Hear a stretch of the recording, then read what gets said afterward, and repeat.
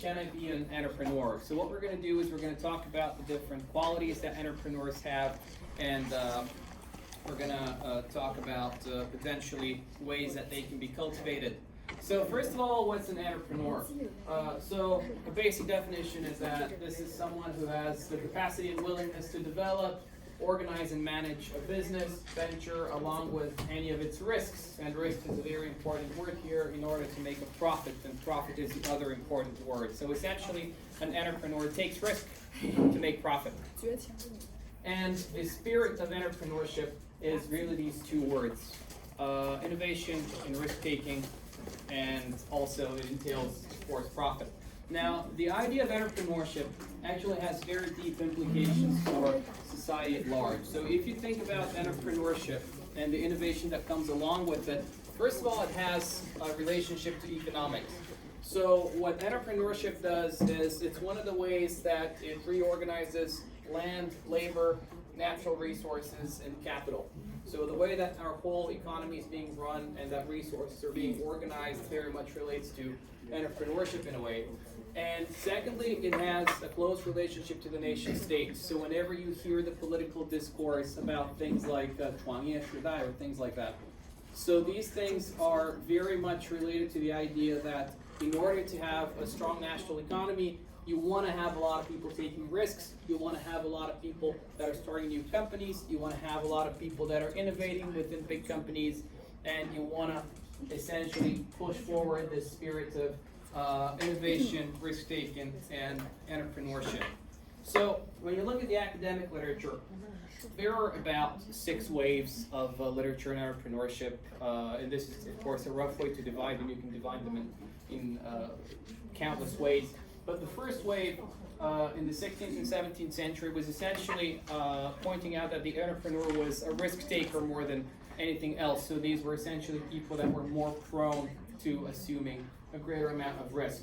And then in the 18th and 19th century, you had people like Jean-Baptiste Say point out that entrepreneurs are taking resources from areas of lower productivity to areas of higher productivity. And here you really saw people noticing the social meaning of entrepreneurship and the contribution that it's making to economic development.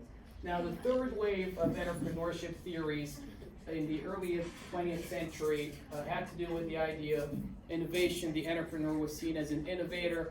And of course, you had Schumpeter's famous idea of creative destruction. So what's creative destruction? In essence, that means that in order to have something new, you want to get rid of one part of the old structure or old setup or old product or whatever it might be. So essentially, it was an idea that was in support of getting rid of the old ways or the old products in order to replace them with new ones.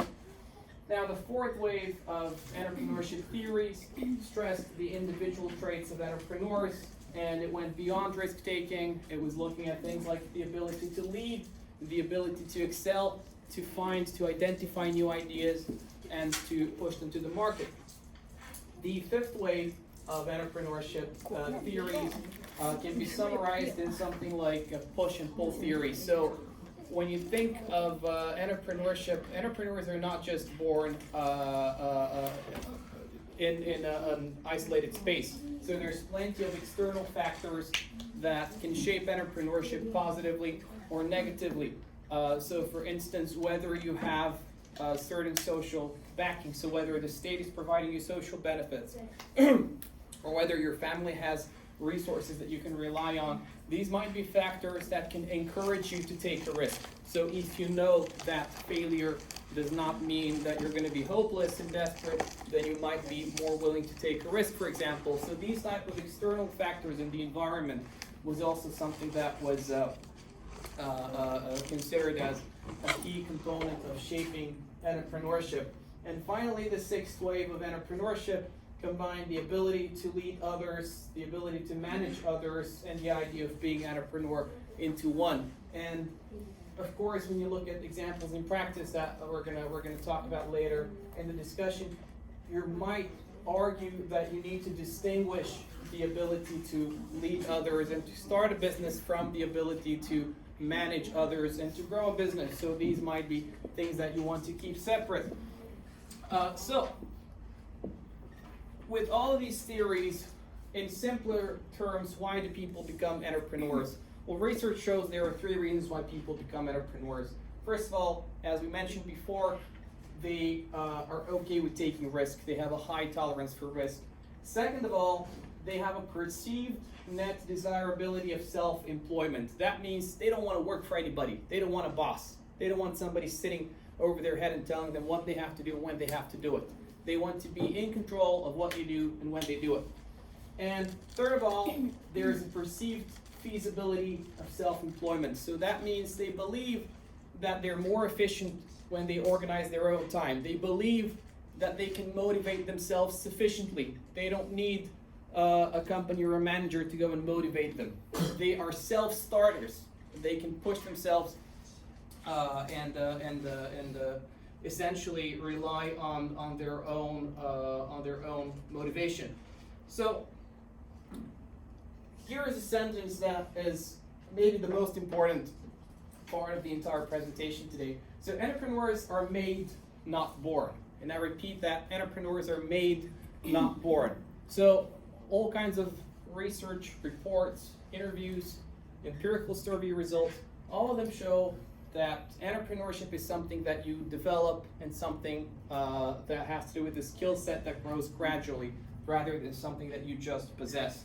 So if you look at, for instance, the results of this E&Y report, you can see that a lot of entrepreneurs start young, but the majority of them are out of university or college by the time that they start their first venture. So only 10% of entrepreneurs, the ones that were surveyed, turned out to be under 20. Now most of them, almost half of them, were between 20 and 29, and then you also had a good portion of them, so that's 31, 12, and 2, so that's in total also about half of the entrepreneurs were above the age of 30. So when you think of entrepreneurship, it's not necessarily something that you always start young. It's something that you might also start at a later age.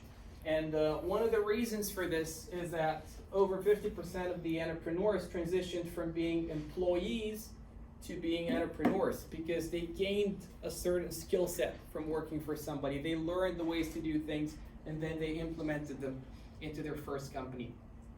Now, when you look at the self-reported success factors for entrepreneurs, keep in mind that the top 3 reported factors were: number 1, experience as an employee. So what we just spoke about, these skills that you gain from good managers, from good mentors, from good team leaders, are things that you can bring into a startup.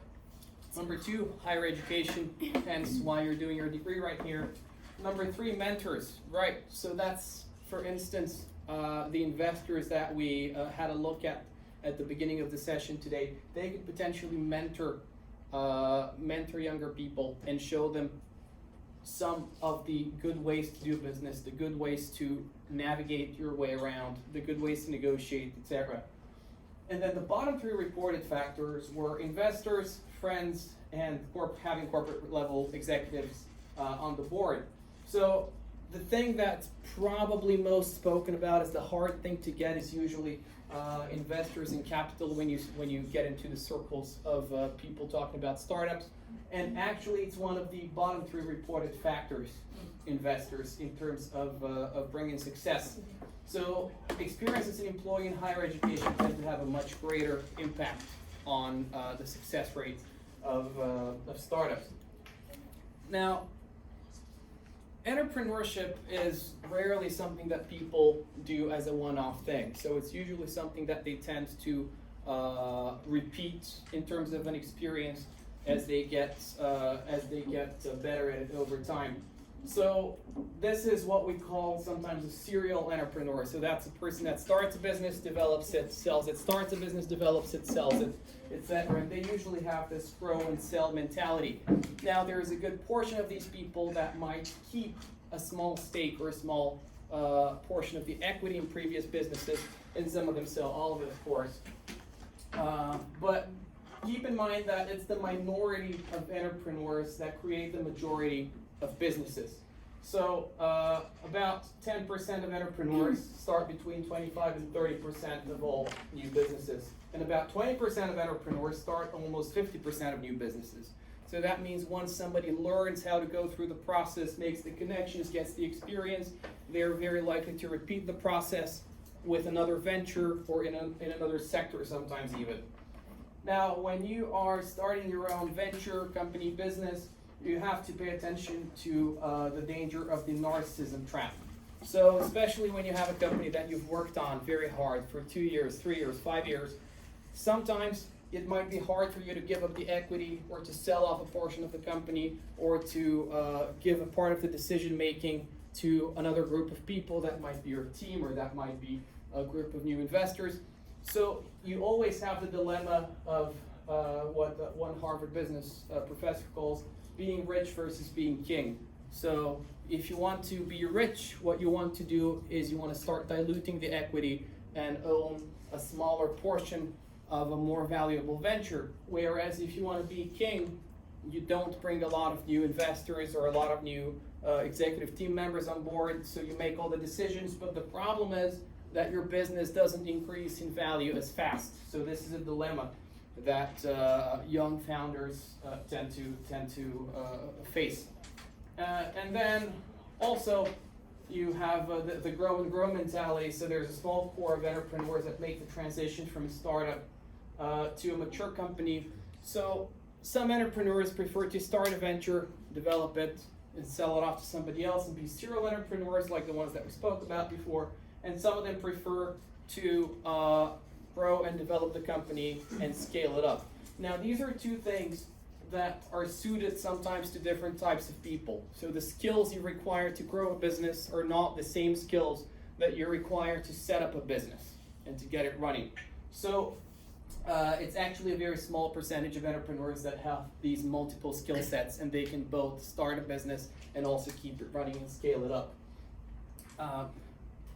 So entrepreneurs have different leadership styles, and these are just some of the examples. We're going to talk about leadership styles more in one of the next sessions, but just to give you an example, you might be a charismatic leader, so somebody that generates energy and creates commitment, and somebody that tends to be able to inspire others through their energy, their presence, the way that they talk, etc. You might be someone who prefers instrumental leadership, so you might be the guy that sets goals and that chases goals, establishes standards, sets specific responsibilities, so that's essentially using leadership in an instrumental manner. You might be a strategic leader, so you might strategically allocate time for innovation or strategically give some people more creative space and others less creative space. In terms of depending on the values that you want to depending on the goals that you want to achieve. You might also be an interactive leader. You might be someone that interacts with the employees day in, day out, empowering them to innovate and also inspiring them to become leaders themselves. But there's also many other leadership styles. Keep in mind that different people have different leadership styles, and also sometimes the same people use different leadership styles in different types of environment depending on the people that they manage. Now, entrepreneurship, as we mentioned before, comes with a lot of risk. So one of the biggest dilemmas for somebody thinking about starting a business or a company is, well, do I want to give up my comfortable job to get the potential risks and benefits of entrepreneurship? So especially if you get to your 30s and 40s and you have a decent salary, it's something that's fairly hard to give up, especially if you get married, have a kid, etc. So as an entrepreneur, you're going to face a lot of uncertainties, and they might pay off or they might not pay off. So they have to deal with sourcing capital or investments, dealing with suppliers and clients. When you make an order, does it arrive on time? Is it the exact product that I ordered, etc.? Employees sometimes tend to resign and leave you in difficult situations, so they might find a better offer for themselves because the company is not their baby, it's your baby, so they are not necessarily as attached to it. Sometimes you have issues with the political climate, so for instance, your sector might get deprioritized for some reason. You have economic and market risk. You might face an economic crisis. You might face inflation, etc. So entrepreneurship comes with a lot of risks, and that's why it also pays off big time if it works out. So statistically, about 90% of startups fail. Why? Well, there's different reasons for that, but whatever the reasons are, failure is not necessarily a problem if you're an entrepreneur, and especially in this type of community, in the startup community, and in the corporate world as well. Failure is not necessarily considered as something bad. So, especially in places like the US, for example, if you want to get funding, sometimes if you haven't failed a few times, there's nobody that's actually willing to trust you, because people know that these types of things tend to fail, and they also know that through these failures you learn a lot of valuable lessons. So if you've never failed at anything, that's actually looking very suspicious to somebody who you're trying to convince to invest in your business.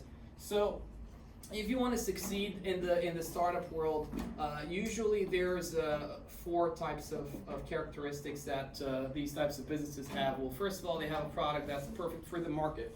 So if your product is very good, you might have the best product in the world, but if the market doesn't want your product, it doesn't matter. So essentially, you need a product that fits the market. You don't need the best product, you just need the one that fits the market in the most suitable way at this time and in this place. Number 2, the entrepreneur does not ignore anything. So often when you get, especially if you're in the early stages of a startup, sometimes you try to divide roles, but in the early stages especially, it's very important for everybody to consider everything, and you have to keep a broad view of the whole process of how the business operates. Number 3, the company must grow fast, or at least before it runs out of cash. So once you come out with your product, from that point on, investors start to judge you against other competitors and see whether you're able to grow as fast as them or to at least keep up roughly with them. And if you can't, then they're likely to start thinking that there's something wrong with the business model or the product, or the market doesn't want the product, etc. So it's important that the company, once you get your product out there on the market, starts growing fast. And number 4, now in the process, you're gonna face some kind of adversity. It's almost impossible not to. So your team must know how to recover. You must keep calm. You must not panic, and you must stay on track if you wanna potentially succeed in the startup world. Also keep in mind that if your business at some point is really not going well and you're an entrepreneur at heart, the good entrepreneurs also know when to give up a business and to move on to a next one. So good entrepreneurs do not always stick around with a failed business for 5 years or 10 years. Once they see early signs of potential failure, they might decide to move on to the next venture, and this is fine. This is acceptable. This is not considered as some kind of a problem or some kind of a shortcoming in this type of world.